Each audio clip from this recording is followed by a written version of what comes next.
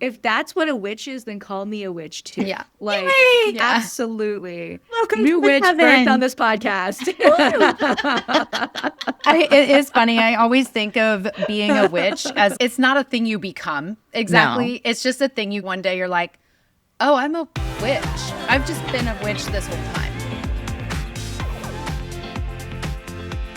Oh, hello. Welcome to Cauldron Her Daddy, a podcast about sex, astrology, magic, and whatever else Meredith and I want to talk about.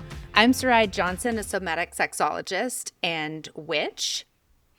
I am Meredith Holley, an astrologer, witch, human design reader, and life coach. And today we have Mazarine Treyz with us. And Mazarine is an American multi-hyphenate, polycreative artist, trainer, writer, speaker, human design reader, consultant, and facilitator for spaces for radical imagination. And also a dear old time, long lost, I'll say nonprofit refugee bestie. We used to collab and do our business planning together way back in the day when I was doing my post nonprofit career as a nonprofit consultant. So, oh my gosh. And today, Mazarine is here to talk about her new book and workbook about healing from the nonprofit sector. Actually, it's called that. Healing from the nonprofit sector. What an apt title. It's like about that and is named that. Great resources for folks. And I'll tell you what, Mazarine knows all about what it's like to be in the sector, be successful in the sector, and then also how to exit that and heal your whole life from being exploited in that place. So welcome, Mazarine. We're so happy that you're here. Is there anything else that we should add to your hello, this is who Mazarine is before we get rolling?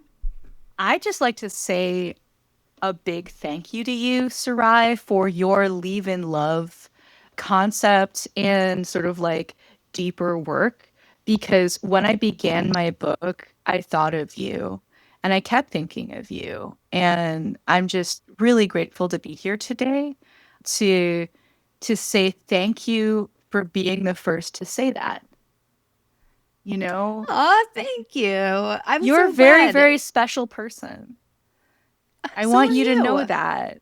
I I really, really appreciate that. appreciate you. And Meredith, I'm looking forward to getting to know you. But Sarai, it is, we have so much to say. I really want to touch on scapegoating. Hopefully we'll get to that. Yes. Yes. I think that's one of the biggest things and one of my crucial constant life experiences. So that will be fun to talk about. I'm sure a lot of listeners will also have some recognition of that experience as well. So let's rock and roll. So yeah, we Mazarine and I both have deep roots in nonprofit work, and I'm kind of curious for you, what has brought you to write this book? Like, tell us a little bit about that journey and what inspired you to put this together for people. I don't know if anyone here can relate, but since COVID started, I've been going through it Mm-hmm. pretty hard. And then in 2023, my brother died, and his name was Aaron. And he died of a COVID related heart attack very, very quickly. He texted me, I think I'm having a panic attack. And then the next thing I knew, he was dead. And so he had a master's in sociology, and he is so much more than how he died. He was an incredible person for me. We were like platonic soulmates. And one of the things that he would always say to me is, of course it's this way. And then he would give me the historical context, the systemic structural context for why things are the way they are. And that's realize so many of us in the nonprofit sector, including myself, have an ahistorical understanding of why we have these systems and problems in the first place. And so Mm-hmm. we tend to do a lot of self-criticism. Maybe I'm just speaking as a Virgo, but we also do a lot of like just sort of justifying and I would say blaming and reproducing systems of white supremacy culture at work. And so what I Mm-hmm. wanted to help people understand was let's depersonalize these bigger problems so that you don't get caught in shame, in the shame spiral, and then just sort of tune it out. We can actually just sort of like look at this history, look at the structure, and then look at healing.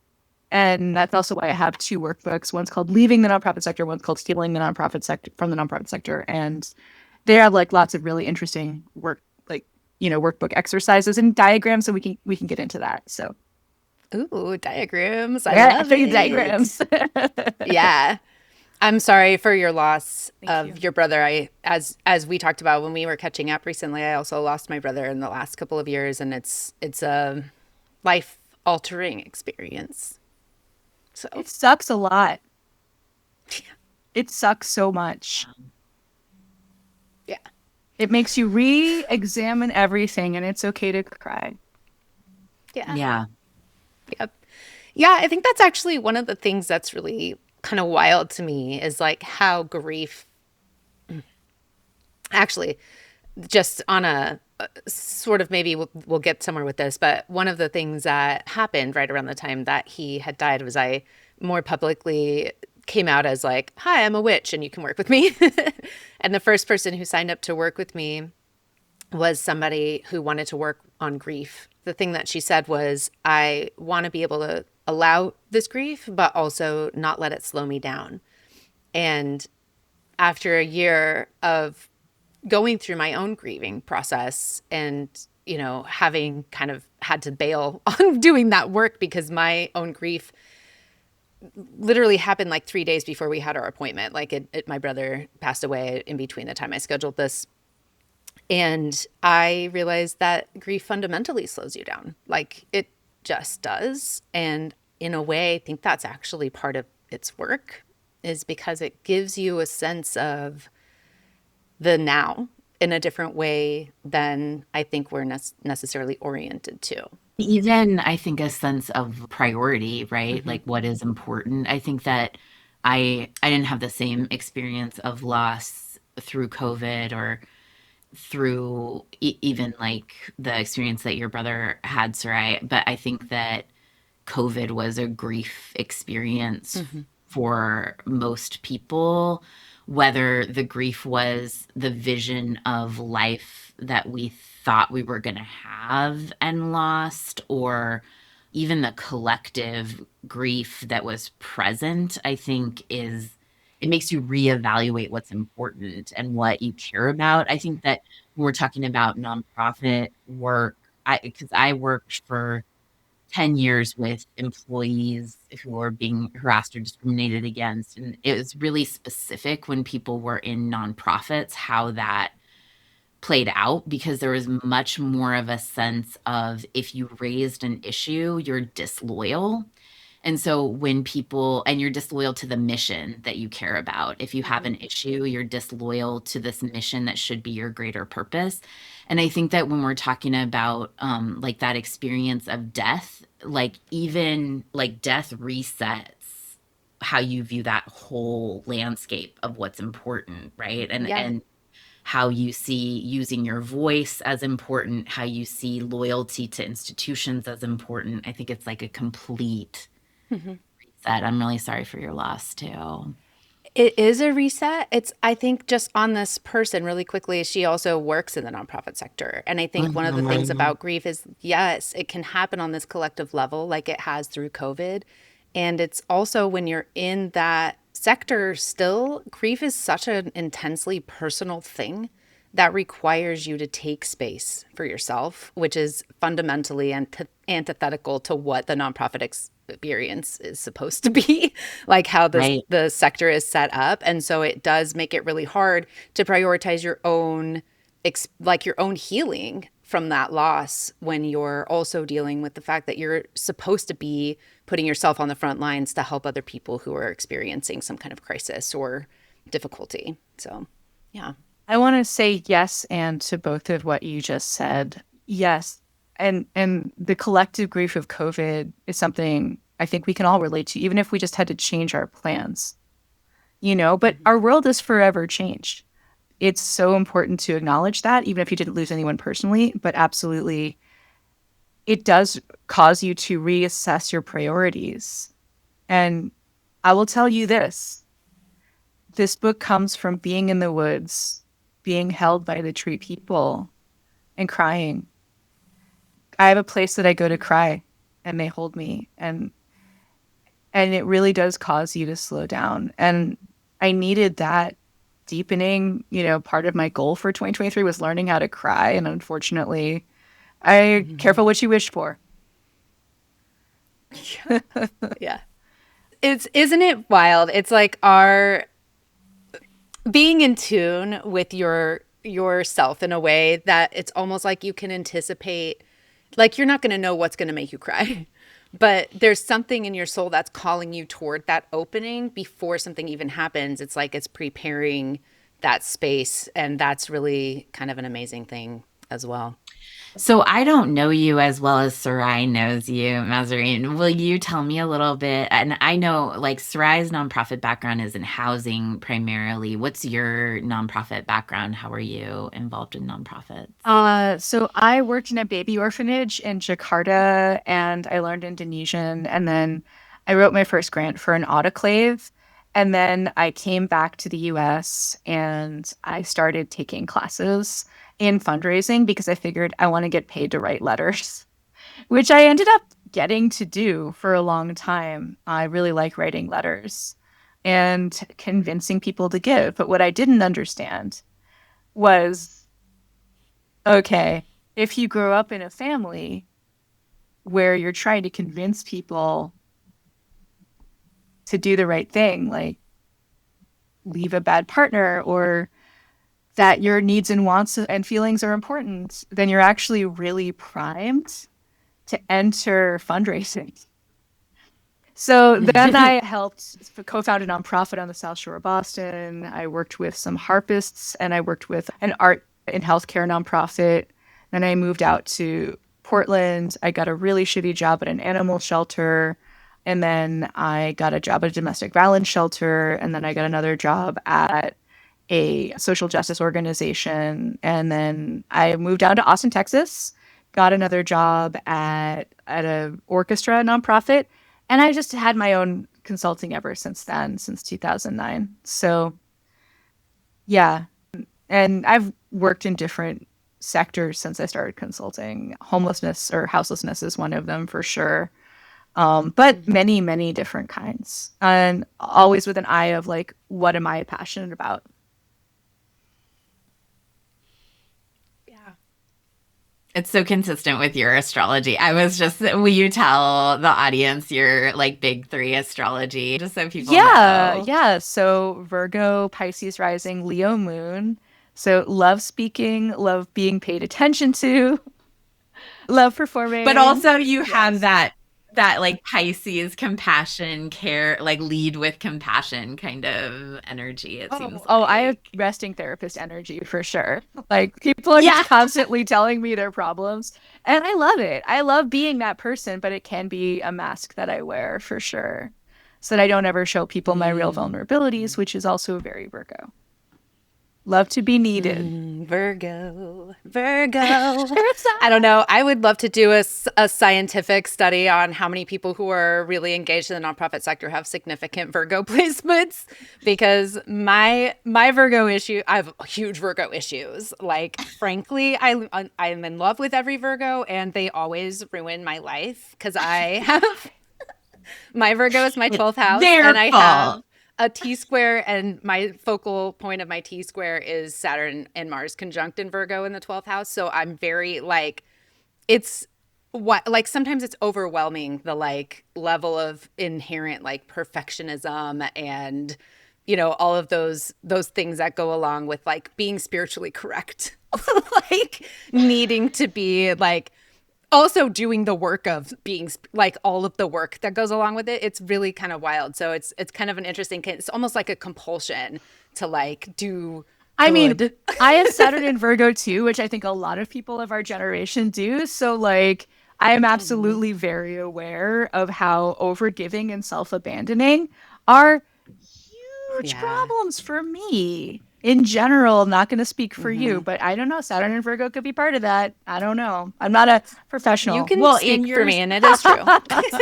Your Saturn and Virgo, not to speak out of turn, but it's also conjunct your sun, so it's very present. Like as soon as I point my finger at somebody else, there's 4 pointing right back at myself. So maybe more. Saturn's generous in the finger pointing. Everybody gets a finger. Thanks, Saturn. It could be hot, but it's not in this case. I actually really love haranguing people, but like now I've really learned to like lead to the no, this is a societal problem. It's not personal. And that's helped a lot with people listening to I me. think that's really it's true. Well, I think it's when you're talking about like depersonalizing this stuff of like, you know, we're self-criticizing for and the shame of a self-abandonment, right? Like going, oh, I've got a martyrdom complex, I've got a white saviorism complex. Like all of these things could make us feel shameful because they're bad or whatever. But really, it's just the human condition and also the result of living in systems and structures that are not built for humanity. Like it's not built for humanity. It's built for something else. And so I think that's part of it. And like that's back when I was doing kind of the early work that I was doing around diversity, equity, and inclusion. I know that's not allowed anymore. So I'm saying the words and not the letters. DEI. Don't arrest me, the Trump administration. Don't say it. But the whole thing was literally like my whole first talk about it was like, hey, white ladies, it's not about you. And it's literally about teaching people the physical experience of not becoming defensive the second somebody says like that's a racist thing that you said. Like it's not, oh, sometimes people would say you're racist, but that doesn't mean that you're a bad person. It means that you're participating in white narcissism. You know, it means that you're claiming to be better than others, not because you're overtly thinking that, but because you don't know any better. So how do you not put up that shield of defensiveness and lash out? Oh, you have a diagram for this? Oh, look at this. Oh, that is such a good reference. I like that. For people just listening, I like that sheet. There's potions of white supremacy culture. So would you maybe read some of the titles of those for us? I would super love to. And also whitesupremacyculture.info has this entire graphic. People can go find it. And it's also reproduced in my book. The image is by Melanie Welby, and it's Tima Okun's website. So examples of the 15 aspects of white supremacy culture at work: quantity over quality, individualism, right to comfort, which is what Sarai was just talking about, power hoarding. I think fear of open conflict is related to right to comfort. White to comfort. There's only one way. The sense of urgency, either or thinking, objectivity. There's no such thing as objectivity, by the way. You were lied to. Correct. Perfectionism, which is such a Virgo thing. Progress is bigger and more. And defensiveness is right in here. And paternalism. So you can squish them down to like 4 or 5 out of the 15 because there are some that are related to each other. But what you're talking about, defensiveness and right to comfort, right there. And I love teaching this in classes it's not supposed to be covered in. Yeah. Yes. Yeah. I also want to like just pause and acknowledge that we're 3 white ladies. Let's please tell people that's what we are. Yes. Yeah. Yeah. Yeah. And I guess I'm making an assumption about you, Mazarine. You're correct. It's Sarai and I. You're correct. Yeah. Yeah. Yeah. Right. Yeah. Yeah. Yeah. The way that I think about that particular issue is like every human in some way has exposed electrical wiring. And when you go to somebody and you're like, hey, your electrical wiring is exposed, like, do you want to tuck it in? It's not an attack on that person to say like, you're electrocuting people. Like you could just tuck in your electrical wiring. No big deal. All good. Mm-hmm. But when you say, I don't have electrical wiring, that is when you become racist, I think, is the moment when you've said, I do not have any problems. Please do not tell me that I have exposed electrical wiring. Now you've owned and embodied the exposed electrical wiring and said you're not going to take care of it. Here's the thing, though. Mm-hmm. I think something I've learned as a Virgo is that not everybody wants to be better. Some people don't want to heal. And so as hard as it is for me to understand, no, I don't like that. I have seen it in action. And so I have taught DEI workshops, speaking of DEI, and taught workshops about better virtual meeting facilitation. And I put this graphic in the front of it. And I say, if we're going to talk about who talks in meetings, we're going to have to talk about power. And this is how we talk about power. And this is why people aren't saying anything in your meetings. Yeah. One of my favorite graphics, and I don't have it here, so I'll try to find it to link in the show notes, is related to this. And it's basically like a wheel with multiple layers and kind of segmented out. So it looks a little bit like the zodiac wheel, but there's like inner circles and outer circles, and it's intersectionality, and it's about proximity to power. So basically in the center, it's proximity to is power. And then the next layer out is like, if you're white, if you're male, if you're wealthy, if you're well educated, those kinds of things. And then out from there. And that's, I think, a really helpful way to understand the fact that like you are situationally placed somewhere on that wheel in proximity to that power. There are ways you can go up and down in some of those places, and some you can't. Some is based on the color of your skin. Some is based on your access to resources. So it's, I think, a really important thing to recognize that like we all have varying degrees of privilege and power, and also of challenges and struggles, and I don't think need to pretend like privilege means you've never suffered or that you don't work hard, but that privilege means that your hard work tends to pay off a little bit more in the way that society is set up in order to reward you for that hard work, depending on where you already were situated on that kind of proximity to power spectrum, or I guess it's a circle radius. So yeah, so I think that's really important for us to also recognize that like we all have different power, different access to resources, and different influence. And so yeah, that's It's interesting because in the law that you talk about rights and privileges. So there's a privileges and immunities clause in the Constitution that talks about the states' relationship with each other. And because the states are part of the federal government, they have privilege with each other. So they have access to resource and communication between each other without having to go through the additional steps that a separate country would have to go through. And I think that like privilege is about immediate access. That's not, you don't have to request, right? And I think we all have almost every person, if not every person, has some privilege of some type. And it's not something to be defensive about. It's just something to intentionally use. Mm-hmm. I think, yeah, it's a good conversation. I also think we all are Plutonian people. Like having looked at Mazarine's chart, you have some Pluto action going on too. And power is always a Pluto topic. And I think it's like, yeah, for people who are Plutonian, we're like, why are you not talking about the core issue of it? Well, and so let's go back. So let's go back to the beginning when you're a little kid. Let's talk about adultism. Right? You're taught that you're part of your family, but also that maybe you're a third of a person or a fifth of a person, and your parents can control everything. They'll say things like, I brought you into this world, I'll take you out of it. Your feelings don't matter, my feelings matter, right? Me, the parent, right? Or me, the caretaker, right? And then your needs don't matter. Like you just have to do what they say.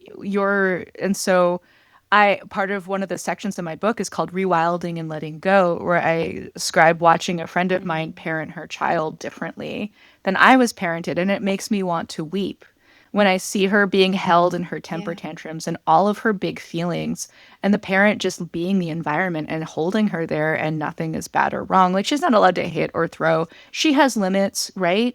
She has loving limits that are so good, right? And we start out just not being connected with our feelings and our needs. And that's why. Let me show you another diagram. And you can look this up, person listening at home. The feelings wheel is in here. And actually, maybe I'm just going to put my candle to the side so I can show this to you better. So here's the feelings wheel. And then I also have the needs wheel. Yeah. And the cool thing about this is that you can go from needs and feelings and back and forth. Okay, based on this feeling, what do I need? And so you learn how to reparent yourself, right? But first you have to even acknowledge that you're having a feeling. Some of us don't even want to go there. Oh, totally. Right. We did an episode on, we've talked a lot about the Cauldrons of Poesy, which, are you familiar with that? Like it's a poem. It's about like the three cauldrons, essentially like kind of a person. It's sort of you can overlay the chakra system on it sort of, but it's a little bit of a different concept.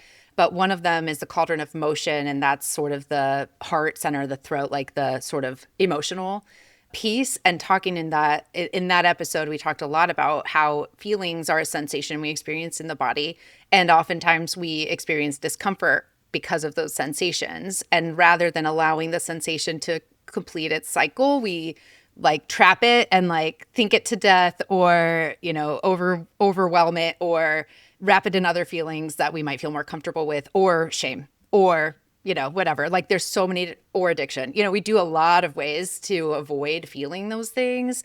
And it is really hard for us sometimes to identify it. And I think one of the challenges where we end up being in relationships that are codependent, which I think nonprofit sector actually really mirrors this a lot, is partly because we're not aware of what our feelings are, and we're more aware of like what our feelings make us think about ourselves, and rather than how we can feed ourselves or nurture Sarai, ourselves. I just remembered years ago when you and I came up with the phrase mission mirroring.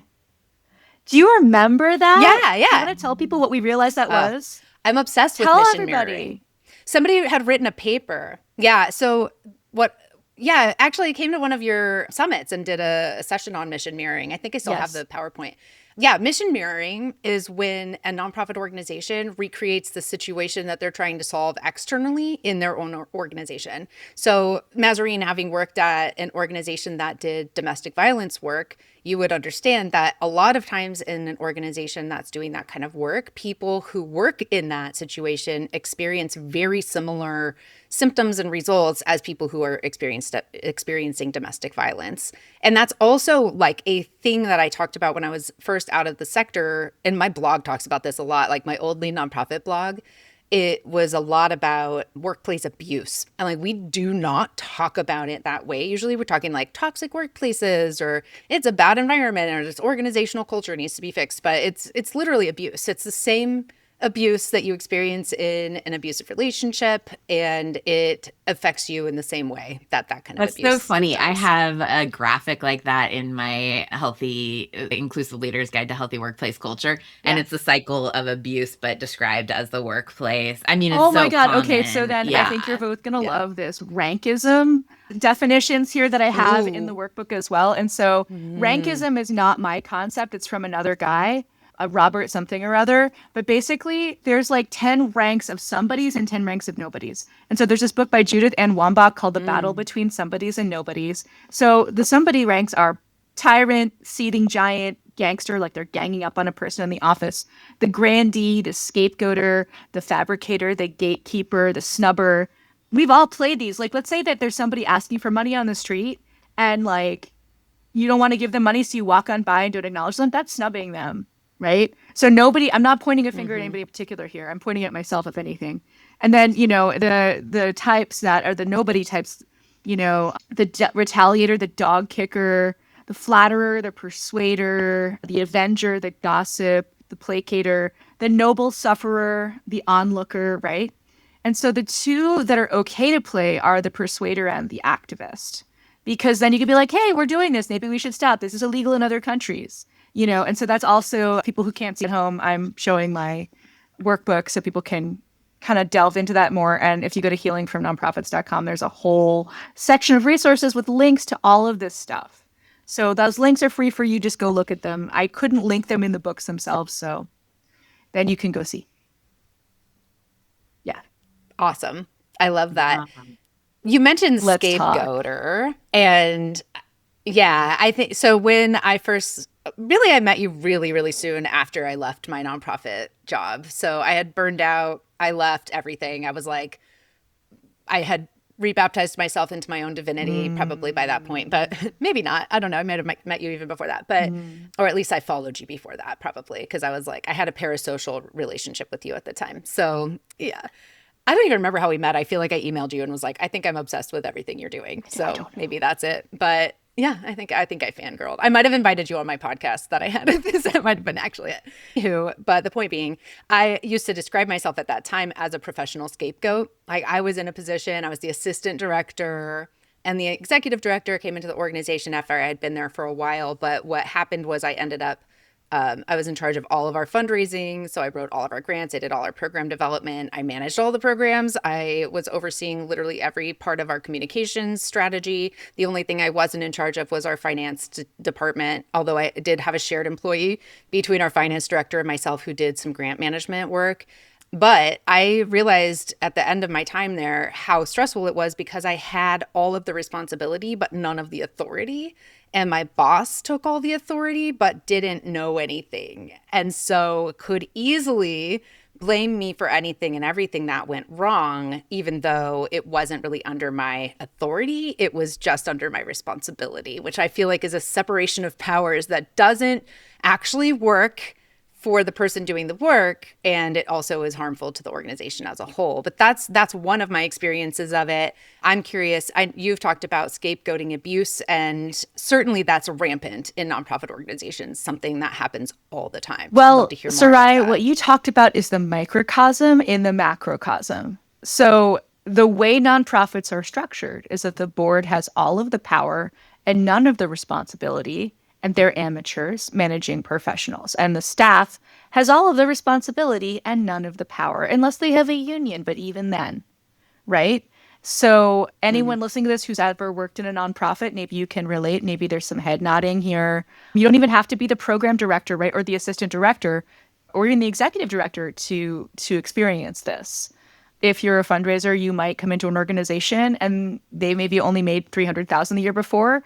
And then the boss said, okay, now next year we're going to make $1 million because you're here. You're just going to make up the hole in the budget. And if you try to tell them that that's not how fundraising works, you get labeled as difficult or bad or wrong or incompetent when actually you're just telling the truth and being realistic.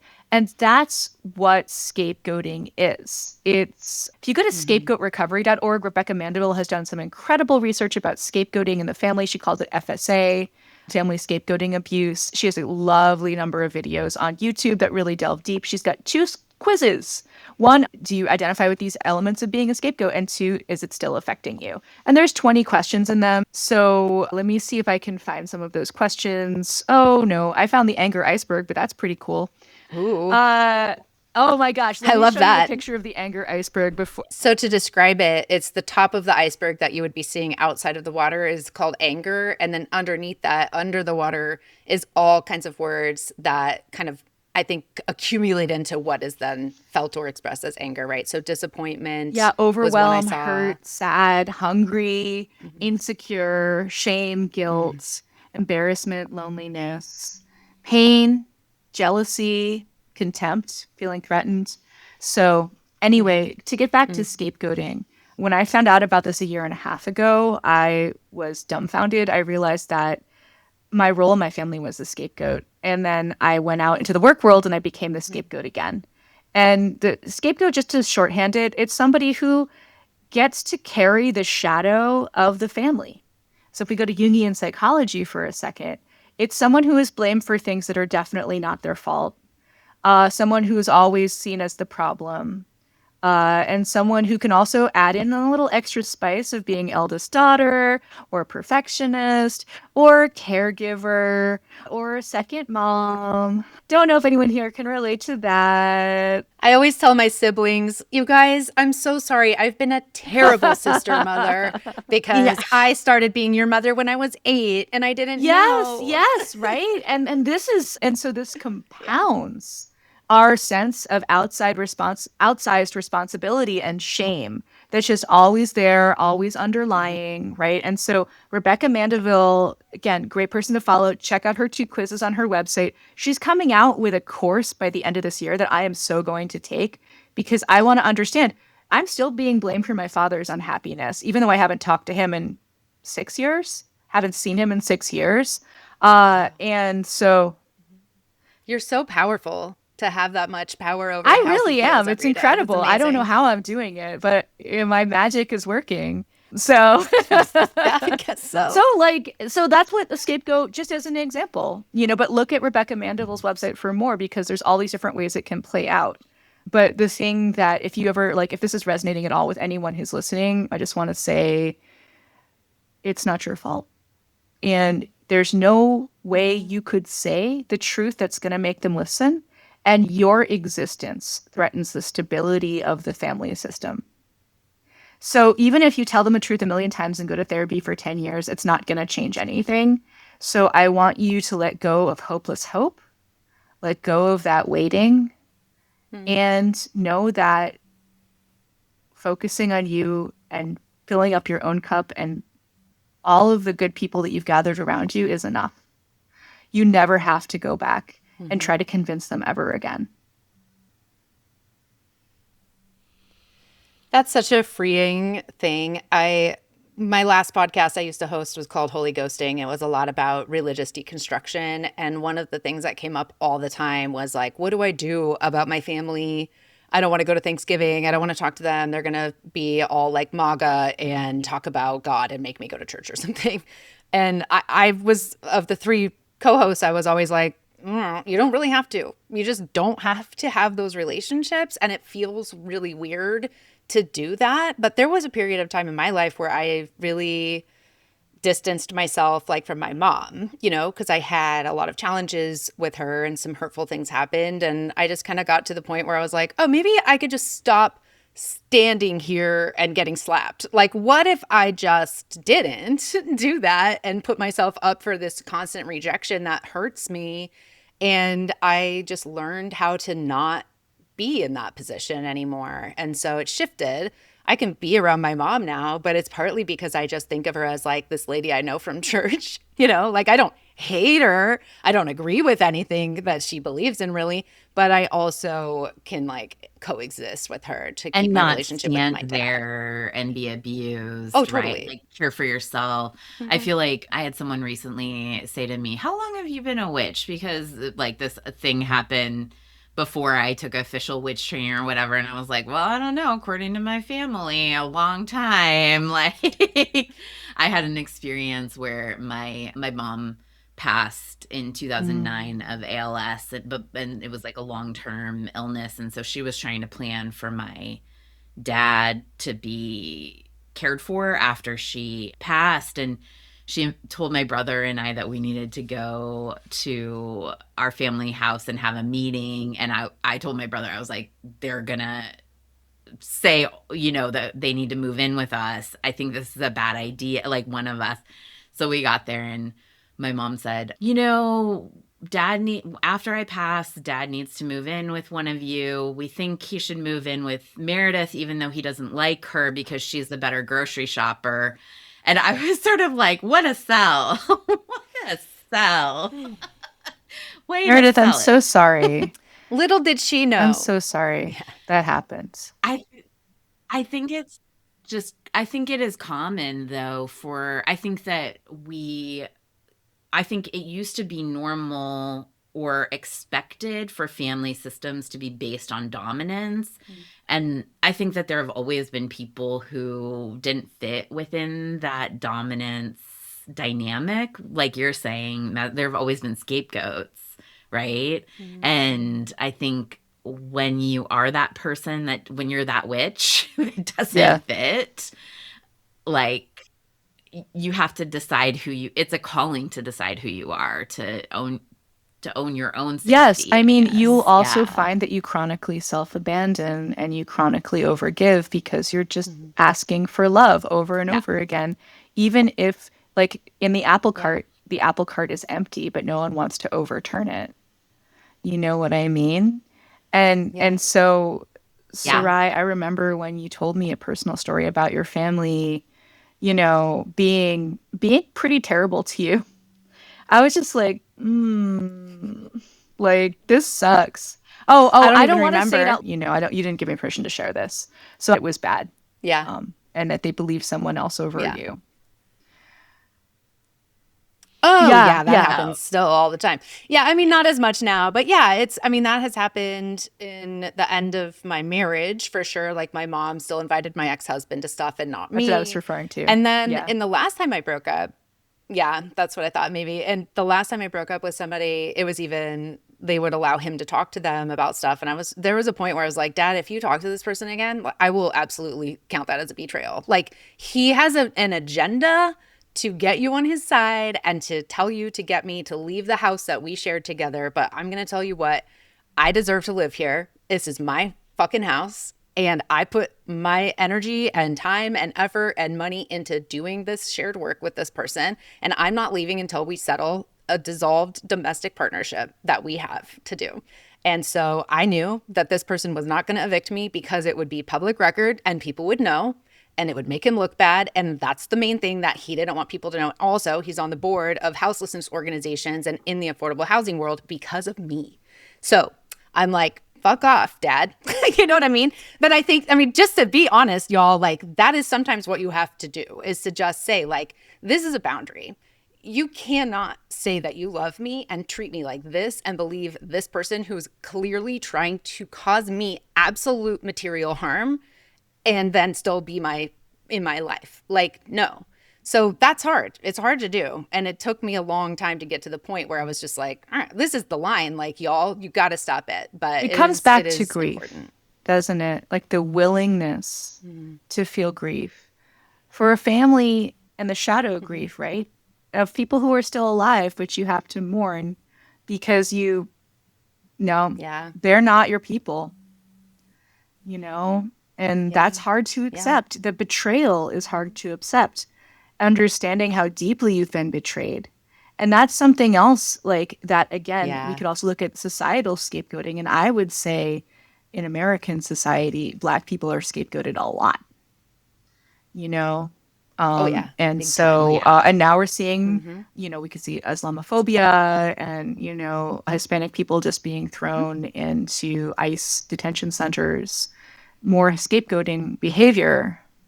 You can, And camps. you can call them that, right? And people dying and being raped and everything, right? Yeah. So when we study scapegoating, when we study these systems, it allows us to have a context for what's happening and then how to name it, share it with others, and then maybe take some action of resistance. But for me, I feel like our movements aren't strong enough if we don't do this inner work, because we're just going to recreate those 15 aspects of white supremacy, or we're going to not check in with our feelings. And then, fun fact, if you don't think that you're allowed to have feelings, and Bell Hooks said this, you're going to try to kill them and other people. And make emotional zombies. And I think I was right. And I think along those lines, I think one of the biggest signals to me that I'm experiencing betrayal and being scapegoated in a certain way or losing somebody who's still alive, like you're saying, Mazarine, is a feeling of being vulnerable and not met. Or being vulnerable and misunderstood. And to me, it feels like deliberate misunderstanding. But I think in the other person's experience, it is me not fitting into the system like I'm supposed to, kind of. So did your dad move in with you, Meredith? He did not move in with me. We actually ended up, I went to law school instead. Yeah. But we ended up, I basically told my mom I didn't think it was a good idea, and she was correct that he did not like me, and it's not a great idea for two people who one of them hates the other because she's a witch to be trying to live together. It just doesn't work well. And we had a falling out over it, but it was a major boundary learning experience. And it was tough because I had a really good friend say to me, the bond between a mother and a child is so important, and your mom is dying. This is the last kind of time that you're going to be able to connect with her. And it made me feel like we're talking about with scapegoating, pretty misunderstood. And because I had said to my mom, I ended up just saying to my mom, I love you. I want to have a relationship with you. I would love for you to reach out to me when you want to talk, instead of waiting for me to reach out to you and then being angry with me if I don't reach out in the right amount of time. And I'll reach out if I want to reach out, but I need you to meet me with that. And she just couldn't do it. And so when my friend was saying I needed to put all this extra effort in and do all the giving that you're talking about, Mazarine.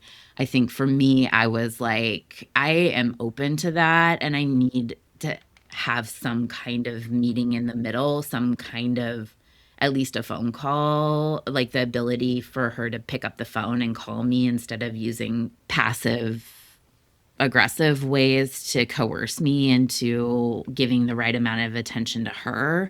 And it was tough. It was one of the hardest things of my life, actually. Not so much the you're the better grocery shopper, so he should live with you, but the decision to tell my mom, I need you to meet me for us to be able to have a relationship. Like, I need you to be present in it.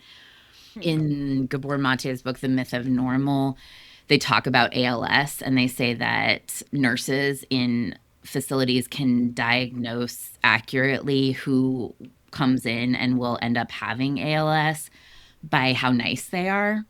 And from my experience with my mom, there was a level of reducing herself and who she truly was, and that became that she wasn't able to bring who she was because it wouldn't be nice, it wouldn't be friendly, it wouldn't smooth over the rough lines. And I think that it's unfortunately just a more common experience, like the three of us sitting here having these experiences of not being met within our family systems. I think it's wider spread than that. And it's so lonely because we all get taught, oh, you should be close to your family. You should be close to your mom, and you should have a really deep, loving relationship. And if your mom thinks that she's too much and she has to basically, and this is a pattern, a generational pattern, to cook and clean, to provide value. Right. And to make the family look good. And if you do anything to make the family look bad, you're the enemy. If you don't have that perfect image. Oh, Sarai is just nodding knowingly. Uh-huh. Yeah. And so that sets self-betrayal on her part, right? Right. And so there's this book called The Inner Mother, which is really great, that can help you unpack some of this. But also, soul homicide is a real thing. And I want you to understand that when someone chronically self-betrays and becomes so brittle, there's nothing left except that shell. It was a real turning point for It's me, sad. honestly. I think Sarai and I talk a lot about covert narcissism, and I think covert narcissism starts with cultural value around self-loathing, and that women self-loathing, specifically people socialized as women, even self-loathing, is charming and beautiful and what will attract good things to you. So if you self-deprecate more, if you criticize your body, if you criticize yourself for speaking too much, all of these things, you will attract the life of your dreams. You will be attractive to men specifically. And I think what you're talking about of soul homicide, I thought about during that time period of my life as literally cutting off parts of my soul to comply with the cultural expectations around me. And when I had the conversation with my mom, I had to say, am I going to die? Am I going to choose death, or am I going to choose life? And I think a lot of times when people are in those family dynamics, you have to choose one or the other. It's not really a gray area. It feels very selfish, and that's a word that's used to control us, at least for me when I was little. And now I've had to reclaim that word. Mm-hmm. But I'll also say that it really is a matter of life and death for you. Yep. To choose to say, is this person's comfort worth more than my safety? Yep. And so when I said this to my therapist, and when I said to my mom, I reported to my therapist, I said to my mom, my safety is worth more than your comfort. She's ancestral healing. That happened just now. That happened. Yeah. So you can't make someone choose that. And so a lot of times we hang out having hopeless hope that it's going to happen, which you can also extrapolate to the nonprofit sector, which you can also extrapolate to entire countries. I do just really quickly want to, just on this point, only because I think you've mentioned earlier Leave in Love, and part of that, the very beginning of Leave in Love, is about the options that you have. Like when you realize something isn't working, that you're abandoning yourself for something or whatever it is, where you're like, something doesn't feel right, I don't know what it is. You have the option to either, there's only three things you can do. Only three, which is so helpful. One, you can pretend like you didn't notice. You can stay small. You can continue cutting off parts of yourself and stay in the tiny box that you thought was comfortable before. And so you just let those walls close in on you and you slowly suffocate yourself. And it is a kind of death or an actual death, or you get sick, like something happens. Or you can choose not to choose, which I think is where you're in hopeless hope, right? Like it's, oh, maybe something will change, or like they'll decide something. I'll wait and see. Or you can bargaining. Yeah, Yes, right. yes. Or you can take the leap and you can go, all right, like this isn't for me. My safety and my well-being is more important than your approval of me. And then you leave. And there's consequences to all three of those choices. But the only Always. choice that actually results in your being well and living your life and continuing on your journey is choosing to leave those dynamics. And so that is, I think, a really important part for us to. I don't know if I 100% agree with that. I feel like I've had the experience of getting so big that they kick me out. And I like doing that a little bit more than the leaving ahead of time. I think I think that's true. But the thing about that is you're still choosing to be who you really are. Right. Like, I don't think it's that I'm going to quit my job today because I realized that it's not healthy for me. It's more, okay, like this isn't working. What would work? How do I Right. stay here wholeheartedly without sacrificing my well-being? And what am I actually in control of changing about Right. that? And I do think that as you start to take up more space, people do situate themselves around you until they're not able to anymore too. So it's not like a cut and dried, like this is magic and you just make a choice and everything's fine. Yeah, and the only reason I say that is when I was going through my sexual harassment experience in my organization, that the civil rights organization I was working for, a lot of people told me, and this is true in the employment world, oh, that sounds really bad, you should leave. But a lot of times you leaving means you giving up your career, and I just think that's not a fair choice for a lot of people, specifically like Black and Indigenous people, specifically women, specifically people with disabilities. I think people get disproportionately told to leave and leave and leave and not build their careers. And then at the same time, I did ultimately leave when they stole enough money from me. Exactly. And I think it's not necessarily, again, like you're leaving certain behaviors. You're leaving behind how you used to accommodate people, even if you remain in the same workplace or even in the same family. I left my mom without really, I still see her every other week. I invite my parents over for dinner so they can hang out with my kids because I want them, it's fair, I think, for my kids to know their grandparents. So like that's something I want. But I have left the toxic dynamic I had with my mom. Totally. So I think it's a bit nuanced. And the word leaving is, I know, like very, here we go. This is the end of something and now the beginning of something. But I think that it can be more fluid than that for sure. No, this is important because we have to talk about who has consequences for their behavior, who pays. What's the price of no? There's always a price. Whether it's sexual harassment at work, which is, by the way, The Price of No is a book about that, right? Or saying no to your family and saying, I'm not going to placate my father or whatever the case may be. So the price for me personally was my parents helped my brothers get houses. I don't have a house. So they got a lot more, they go on vacations with my family. I couldn't do that because my dad would be awful to me. And then everyone just pretend it wasn't happening. And then when I went back, my dad would be nice to me for 2 days. And then he'd start to tell me, blah, blah, blah, your mom, and expect me to gang up on her when she's standing right there. Even behind her back, I'm just like, no, we're not doing that. And so that's the price of no is, oh, okay, then you don't get all of these financial things that would have been good for you, right? And so that's who pays. So it's the same thing can happen in a workplace. The same thing can happen in a society. You can say, I refuse to engage with this approval-seeking behavior from authority figures, so therefore I'm not going to get some fancy position in a fancy organization. Right. I'm not going to go get that certification. Whatever. Right. Yeah. So how do you see that kind of dynamic put people into a nonprofit or make them vulnerable to abuses, specifically in the nonprofit space? So it's okay. This is the reframe I want to do. It is a gift to be a scapegoat.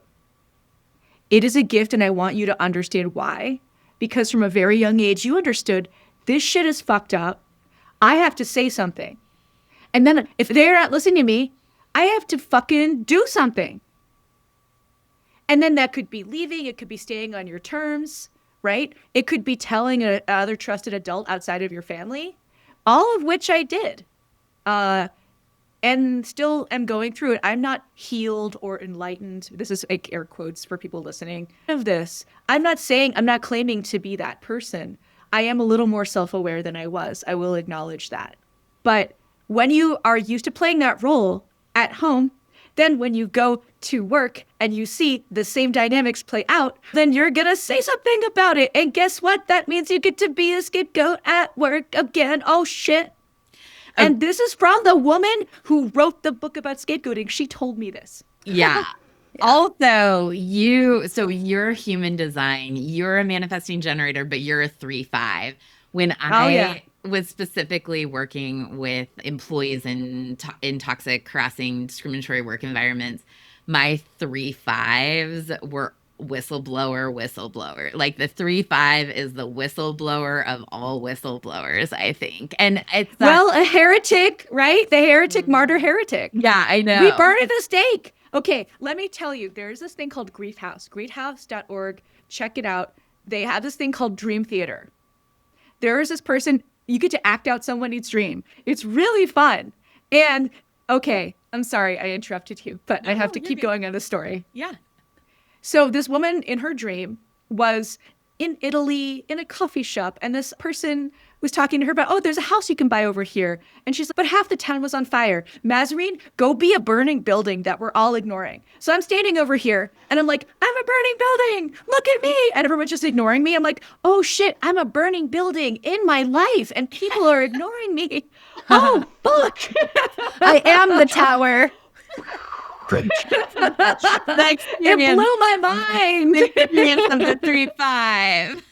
Yes, I'm a burning building and no one wants to see, right? So great to then be like, okay, cool.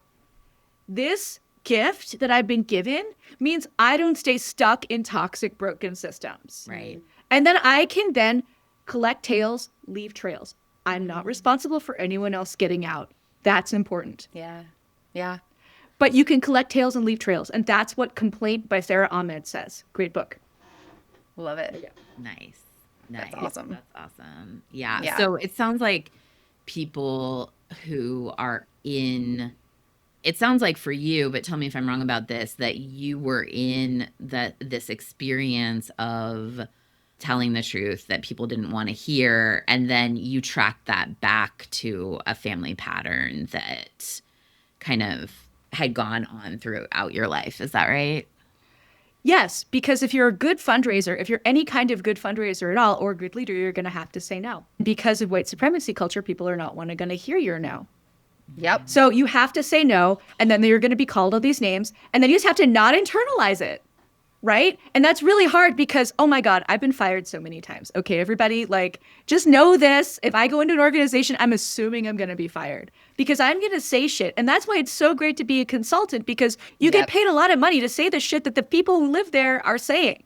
That's why I became a consultant. Heals. Yeah. It heals something about that scapegoat wound to be listened to and paid well. Yep. It's so amazingly true. That's exactly right. And it is a weirdly empowering experience to go, oh, wait, now you do want to hear what I have to say. And I don't have to be here all the time. And if you don't like what I said or what I give you, you don't have to do anything with it. But I got my money and I'm going on my way and I gave you the best that I had. You're welcome. It's beautiful. Here's my truth. And now I'm out. Yeah. Bye. You're welcome. Yeah. Yeah. Yeah. Yeah. I know we went so deep so quickly. I know. On this podcast. So Plutonian. We did a lot of growth. I mean, really. I think that what you're calling the scapegoat, I think of as realizing that you're a witch. Like I do Sure. think about it that way. Like Sure. you have intuition, you have understanding, you have sensitivity that is more than the adults around you. And then you're taught that it's bad or dangerous, right? And then later, as an adult, you look back at that child, that inner child, and you're like, oh, you were right the whole time, kiddo. You did know what was going on. Yeah. You had magic. And I think sometimes we're like, that makes me weird. Makes me weird is the thing I should hide. What makes me weird is the thing that makes me dangerous. What makes me weird is the thing that makes me not fit with the people around me. And I had to personally come to terms with the concept that I belong because I'm different, because I bring insight that other people don't have, and I'm the only one that's saying it, and that is what is valuable, rather than trying to mimic fitting in. If that's what a witch is, then call me a witch too. Yeah. Like, Yay! absolutely. Welcome New to the witch Coven. birthed on this podcast. It is funny. I always think of being a witch as it's not a thing you become. Exactly. No. It's just a thing you one day you're like, oh, I'm a witch. I've just been a witch this whole time. And you just realize. It's more like you just realize it more than you're like, oh, I'm going to do that. It's no, you're just like, shit, this is literally the whole thing I'm ever doing is I'm casting little spells. And when I was at my first big nonprofit organization, that assistant director job, I literally was like, I don't know, I have an idea. And then it becomes a real thing. Like I was a kid, I grew up in Springfield, Oregon. I'd drive through downtown every day as a kid and be like, wow, someday I want to make this cool. And then one day I did do that. Like now people literally go there on purpose from Eugene even, which would have never happened in the 90s. And Ever. I didn't do that alone, but it is something that I was like, I'm going to do that someday. And then I did it. And then I moved on to the next thing. But I think that's part of it is like recognizing these little weird trails that you're creating, the breadcrumbs almost of who have I always been? And then putting them together and recognizing, oh, that's just been leading me all along the way. And it's a beautiful thing. And seeing it as a form of power and self-knowing, I think. Like you're saying, Mazarine, I think it's really important to say, I think having people not understand it is also an honorable component of it. That is not a shameful component, I think. Yeah. I'll tell you how this played out at the Neon One Tech Conference online in 2021. I started talking about techno-futurism and corporate totalitarianism. And the guy who brought me in was all like, everybody hated your presentation. It was the lowest rated one. And now it's happening. Yep. And so, Cassandra, again, I take no pleasure in being right. I take no pleasure in being right about this. I wish we didn't live in a techno-dystopian hellhole, right? But I think I was take right. Pleasure where you can get it. Take some pleasure. Yeah, I take a out little of it. pleasure of being right, but I wish I hadn't been, because then we wouldn't be living in this future. True, but I think it is the divine right of the Virgo to say, I told you. Especially when your Sun and Saturn are sitting right there. Right? Like, In the sixth house. That is your divine right. And I think you could say it. yeah. Yeah, so do you want a healthy organization? Cool. If you don't, I told you. Yes. Yep. It's in the Bible. I like to go back to Jesus said, I told you. He does. But more importantly, what Jesus says, there's a pool and all these people are laying on their mats outside this water that magically gets stirred up by angels and blah, blah, blah. And somebody can never get there fast enough because they can't pull up their mat and walk down there. And Jesus walks up and do you want to be healed? And I feel like the answer to that question could be yes, it could be no, it could be like maybe you don't know. But like ultimately, that is the question. Do you want to be healed? Because there is also a price for that. There's a price of no. There's a price of I do want to be healed, because you let go of stuff. You have to shed the things that are keeping you sick or wounded or otherwise entrapped. And so it is scary, because asking for healing is asking to be actually accountable in some different ways, I think. And to transform, kind of, to have change. I think when I was like in my teens and 20s, I read that passage as, do you want to be healed? Oh, yeah. And the older I get, the more it's, do you want to be healed? Is more how I read it. Because you don't seem like it. Yep.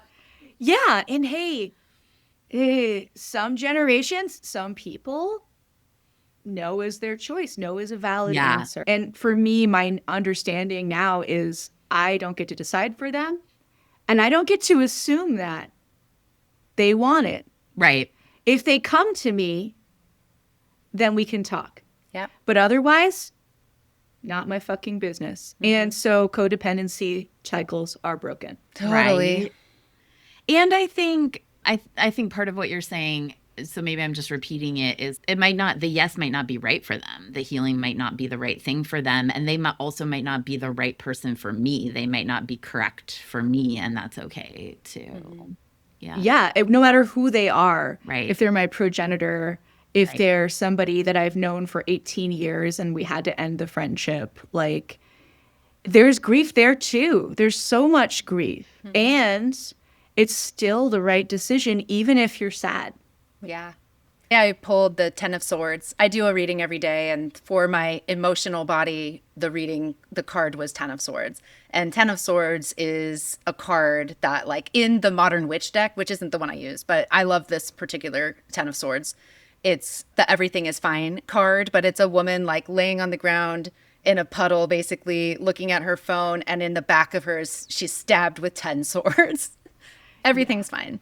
That's yet, yeah. But I think that 10 of Swords is actually that space of grieving what is dying or is to be let go.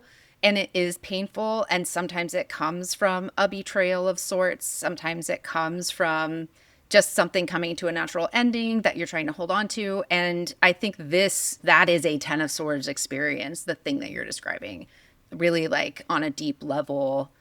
Kind of again, like love the tarot because of the mythological language of it all. But I think that's a big part of it, that like we do get to grieve and let go of certain things. And then also we move on. Tens are an ending, but also always the spark of a new beginning. And that's the transformation piece of it. That's where the 10 of all of tarot in any of the suits is like literally about that transformative. Here's an ending and the beginning now can come. If I can wrap this up in a nice little bow, because I know we're running out of time, I'd like to invoke the vulture goddess from the ancient Egyptian pantheon, Maat. It's M-A'-T. Maat is a vulture. She eats the garbage and then she throws it up again so we can look at it. And we see, wow, that story was really making us sick. Let's swallow a better story. And that's really all that it is. Do you understand? Yeah. It's beautiful. Yeah. Well, Mazarine, if people do want to be healed from the nonprofit sector, how would they find you and work with you? I'm not going to heal anybody. But if they want to get my book, they can go to healingfromnonprofits.com. They can learn to heal themselves. They can work with their own therapist. I may start offering groups, and if I do, that'll be there. But if they want to learn more about me, they can go to mazarinetreyz.com. Yay. Awesome. Meredith, what if somebody's, I don't know, am I Plutonian? How would they find out? Maybe with you telling them. If they want to know if they're Plutonian, they can go to fourthcupastrology.com and sign up for a natal chart consultation. The other thing that I will say is if somebody is in a situation where they're deciding whether to stay in a work environment that is harassing or quit, they can also go to careerdefense101.com. And that's my old book about my situation with sexual harassment and the steps I took in that situation to heal myself within that environment and not give up my career until it was the right time. What about you, Sarai? If they want to read into the energies of their experience and even if they are healing from a nonprofit sector, if they're leaving in love, how can they get in touch with you? People can go to my website, saraijohnson.com, myname.com, and they'll find all kinds of different ways to work with me there. One, you can download a private podcast there called Your Own Divinity, where you'll learn a little bit more about my story and really how I realized I was a witch, but also why I'm doing what I'm doing. And there's also access to a quiz that will help you recognize where your energetic body is right now. The work that I do brings a lot of this stuff that we've talked about today back to your actual body. And so a lot of what I try to do is help connect kind of these conceptual issues and these experiences back into your physical body that is carrying you through this life, and so that you can enjoy your life a little bit more. And have that pleasure, even if the pleasure is in saying, I told you so. Totally. Knowing your needs, knowing your boundaries, that's the work. Yay. Knowing your feelings first. Yeah, all of it. Yeah. Thank you so much for coming today, Mazarine. This has been great. So fun. Yay!